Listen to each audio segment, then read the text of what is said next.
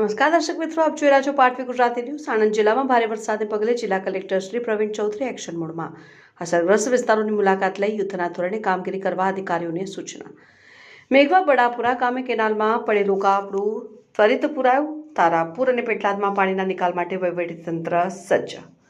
આણંદ જિલ્લામાં ગઈકાલથી વરસી રહેલા ભારે વરસાદની પરિસ્થિતિને ધ્યાને રાખીને જિલ્લા વહીવટીતંત્ર સંપૂર્ણ રીતે સજ્જ બન્યું છે અને જનજીવન સામાન્ય રાખવા માટે કલેક્ટર શ્રી પ્રવીણ ચૌધરીએ વિવિધ અસરગ્રસ્ત વિસ્તારોની રૂબરૂ મુલાકાત લઈ જરૂરી માર્ગદર્શન પૂરું પાડ્યું હતું।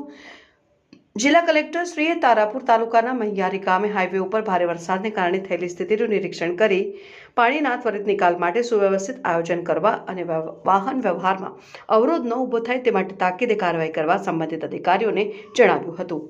વહીવટીતંત્ર દ્વારા વરસાદી આપત્તિના આગોતરા વ્યવસ્થાપન માટે પેટલાદ ખાતે આવેલા ઐતિહાસિક મલાવ તળાવની પણ મુલાકાત લેવામાં આવી હતી, જ્યાં કલેક્ટરશ્રીએ નગરપાલિકા, સિંચાઈ અને માર્ગ મકાન વિભાગના અધિકારીઓને પાણીનો પ્રવાહ અટકાવ્યા વિના સતત વહેતો રહે અને નગરજનોને કોઈ મુશ્કેલી ન પડે તે માટે યુદ્ધના ધોરણે કામગીરી કરવા જણાવ્યું હતું।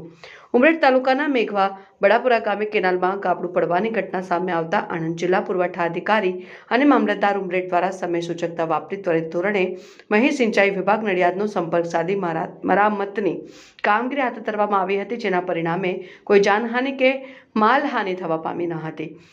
સોજિત્રા તાલુકાના મગરોલ ગામે ઇન્દિરા કોલોની વિસ્તારમાં પાણી ભરાઈ જવાથી સોજિત્રા મામલતદાર દ્વારા અસરગ્રસ્તોની રૂબરૂ મુલાકાત લેવામાં આવી હતી।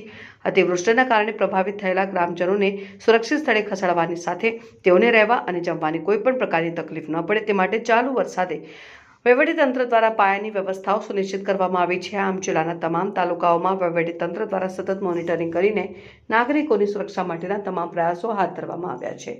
પાટવી ગુજરાતી ન્યૂઝ જીવ રાજુ સુપ।